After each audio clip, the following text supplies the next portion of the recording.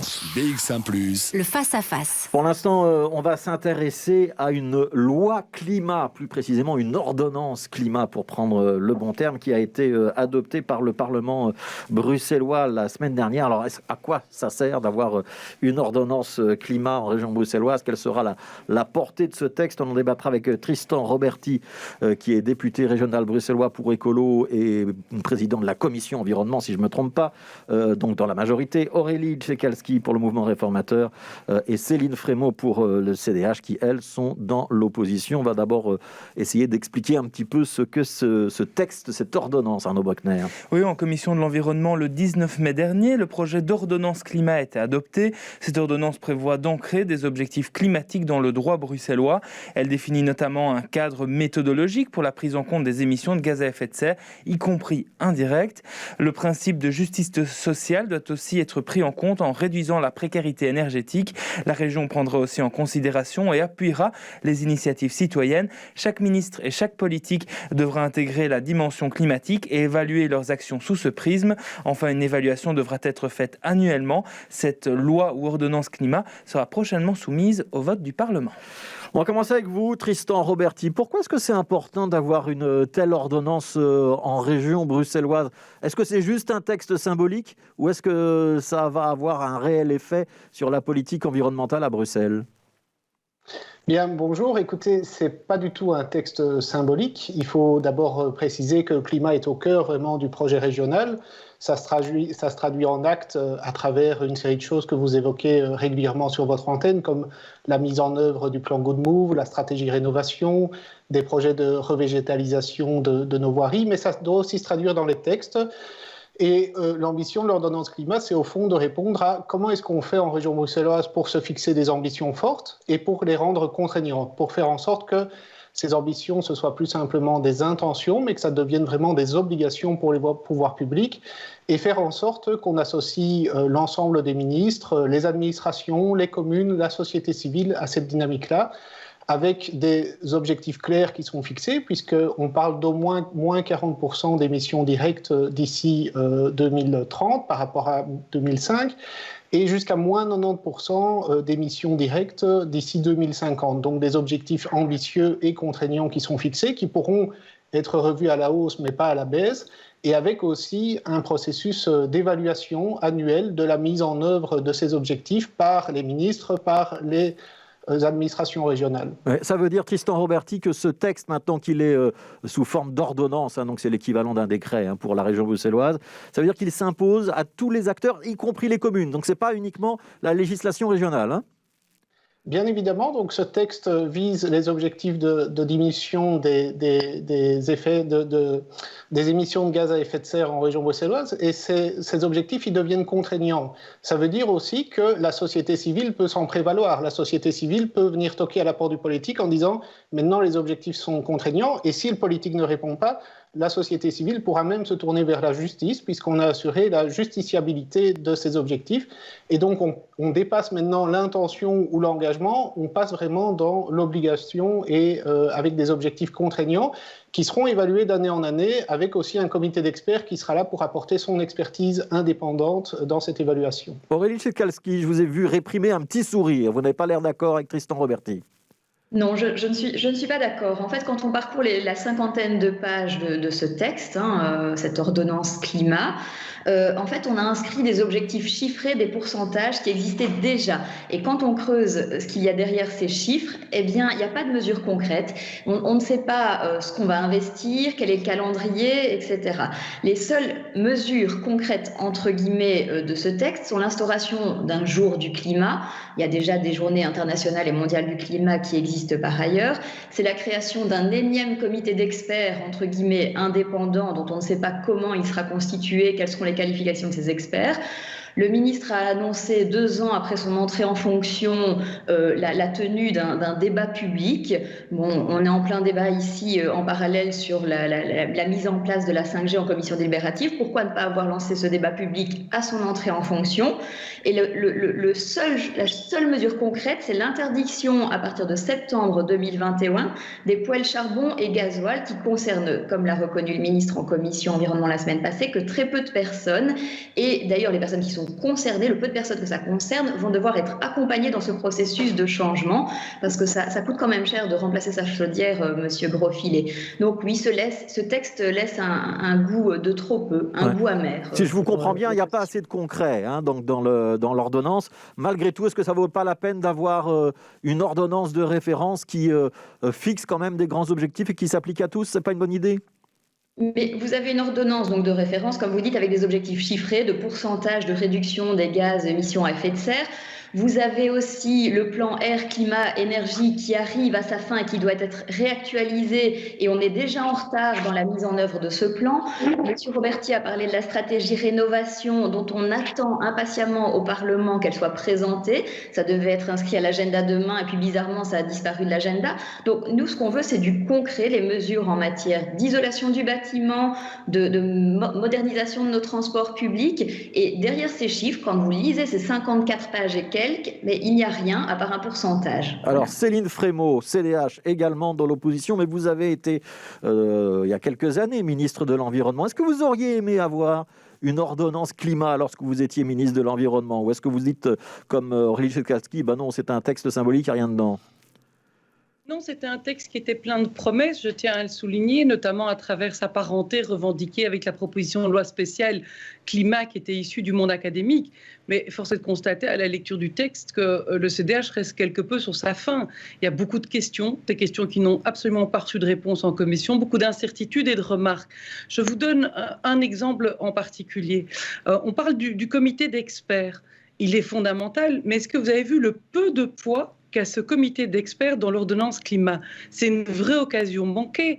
Pourquoi seulement lui donner une mission de remettre annuellement un rapport sur l'état des politiques publiques en matière de stratégie climatique et ne pas lui permettre de participer en amont, au même titre que les administrations, à l'élaboration des stratégies?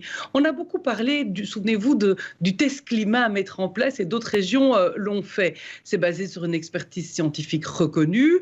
Ça a objectif d'aider, d'accompagner le gouvernement bruxellois dans la concrétisation de ses ambitions bruxelloises. C'était une balise indispensable. Le CDH avait déposé d'ailleurs un texte qui n'a toujours pas été agendé en commission sur l'obligation de mettre en place un texte climat.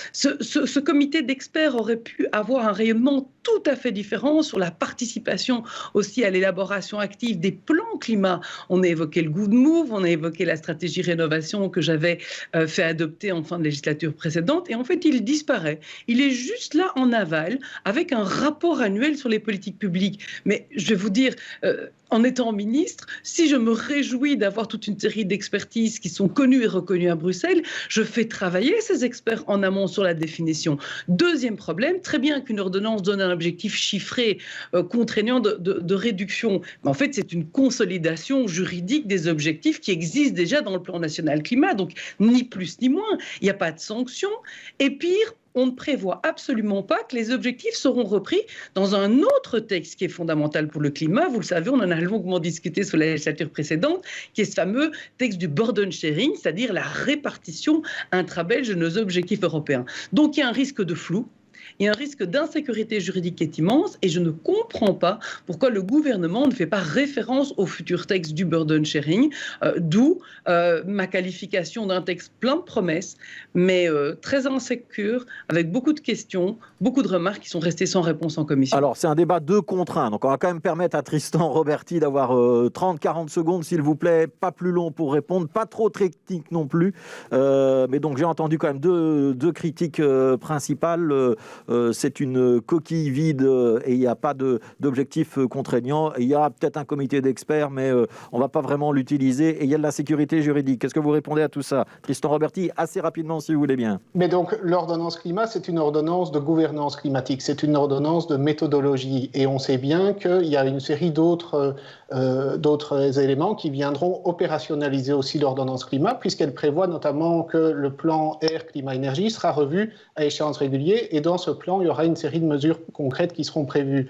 Sur le comité d'experts, il faut préciser que le comité d'experts n'est pas là que pour rendre un rapport annuel, il est aussi là pour rendre des avis sur des points qui passeront au gouvernement. Et donc, tous les points importants, les grands points qui concerneront le climat pourront être soumis par le gouvernement au comité d'experts.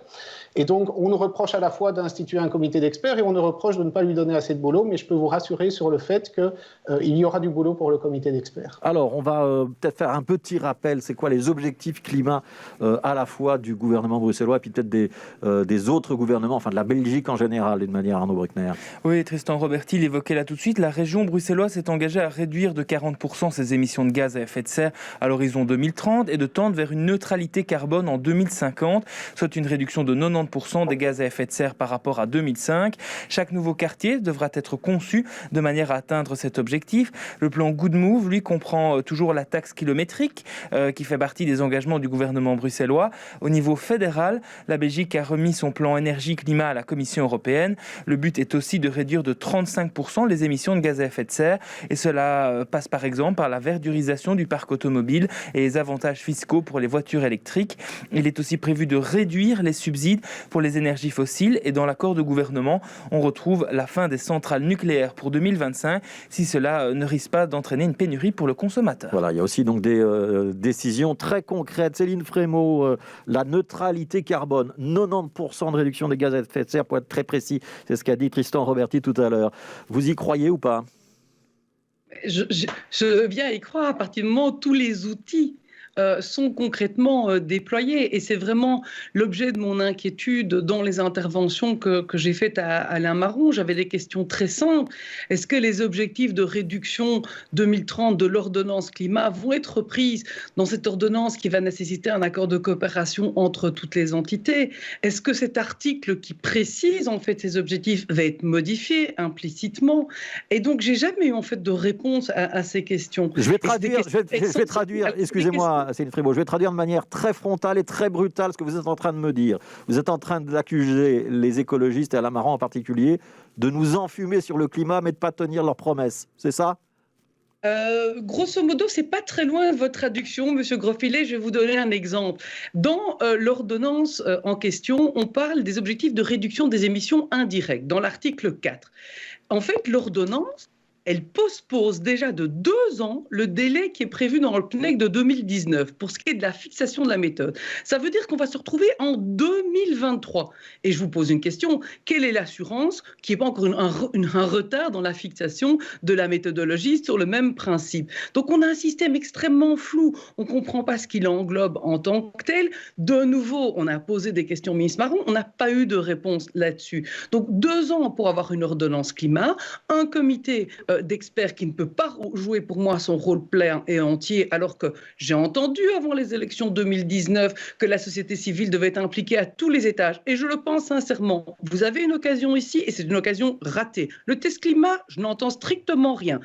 Il y a un texte d'ailleurs du CDH, il n'est toujours pas agendé depuis 1 an sur le sujet. Donc faire en fait un joli texte, ordonnance climat, mais en fait ne pas avoir de lien entre ce texte cadre et les objectifs intra-belges, avec des sanctions sur le plan européen, ne pas décrire ce que c'est les émissions indirectes, ni la méthodologie, se référer au texte de 2019, on est déjà en 2021, arriver en 2023, et avoir un comité d'experts qui va pouvoir être consulté.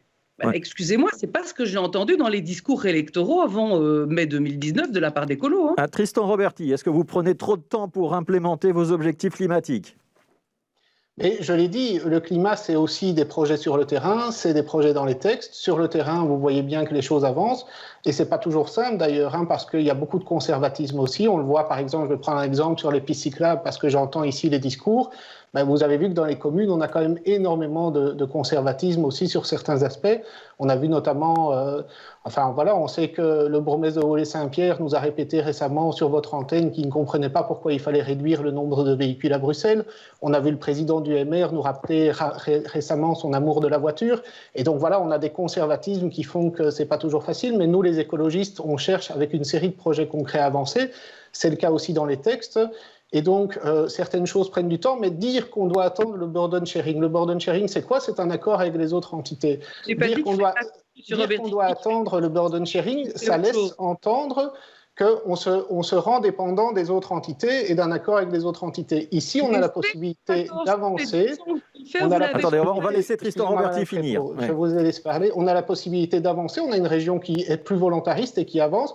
Et j'ai parlé d'objectifs d'au moins 40%. L'ordonnance climat laisse parfaitement la place au fait d'augmenter ces objectifs, de les rendre plus volontaristes dans le temps.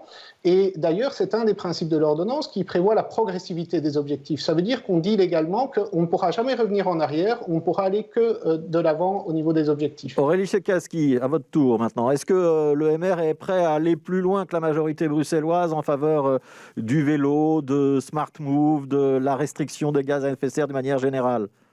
Mais on est dans un contexte d'urgence climatique, Monsieur Grosfilet. On l'a vu avec les marches pour le climat juste avant les élections. Moi, j'espérais vraiment d'un ministre écolo en charge de l'environnement quelque chose d'un peu out of the box, qui sort de l'ordinaire et quelque chose d'avant-gardiste.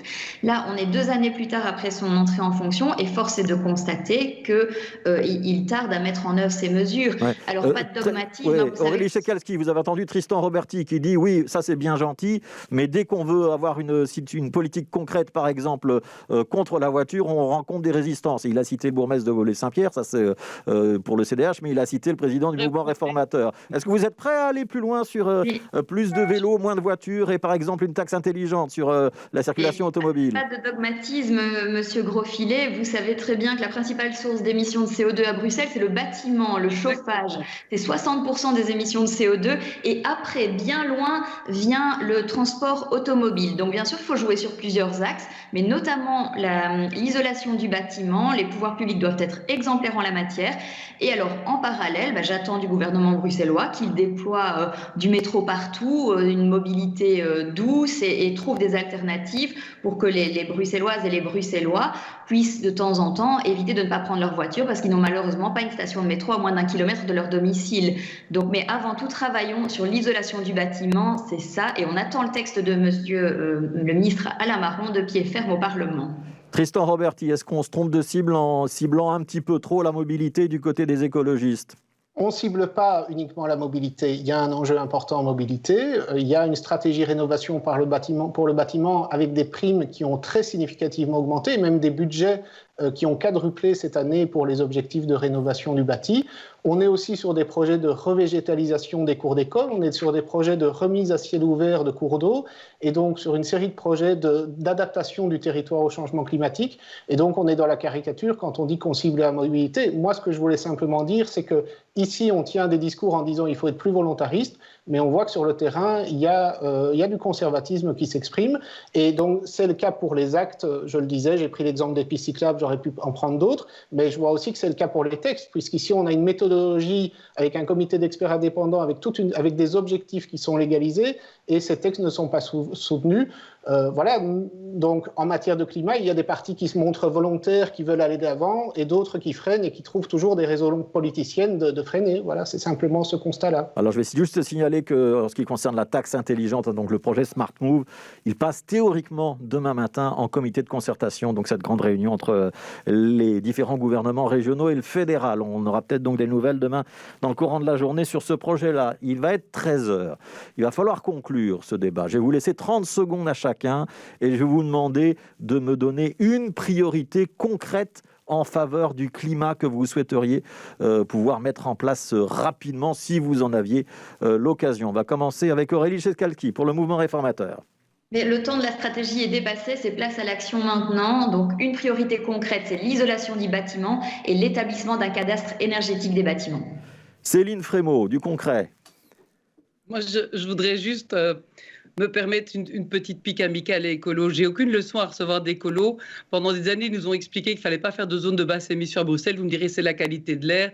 On avait 400 000 études qui démontraient qu'il ne fallait pas le faire. Moi, je constate juste qu'aujourd'hui, M. Marron se réjouit de savoir qu'on a mis cette zone de basse émission en place. Il peut profiter aussi de la stratégie Renault, puisqu'elle était prête également. Et votre proposition concrète ? Donc, c'est très gentiment. Je pense que la question du climat ne se réduit pas aux pistes cyclables, qu'on accélère en matière de mobilité et surtout que écolo, puisqu'il est au gouvernement. Elle est terrible, elle ne répond pas à ma question. Céline Frémaux, votre proposition concrète. Je sur le burden sharing, si vous me permettez, Monsieur Grosfilet, parce que ça, c'est tous des moyens qui sont indispensables à la région bruxelloise. Ça fait 2 ans que ça traîne et ce n'est pas à défaut d'avoir eu la présidence de la Commission nationale climat pour Bruxelles depuis des mois. Tristan Roberti, une proposition concrète ?